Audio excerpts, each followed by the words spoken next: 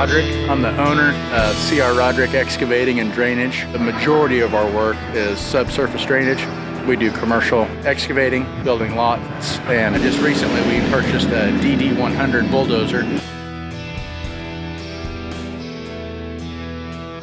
The visibility in the machine is great. The technology and the response for the controls. The machine itself is easy, maneuverable on a job site. Features in the cab, the seat, and the controls.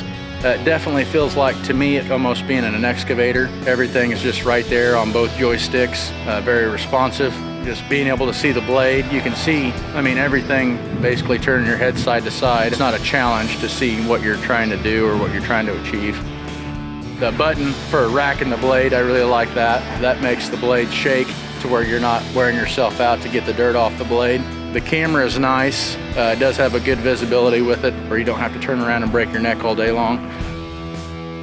The first job site we used the machine on, we removed 1,250 feet of overburden. That's for us to install a main. It was 12.5 foot deep. To get down to that elevation, we had to use the DX140 to dig the dirt off.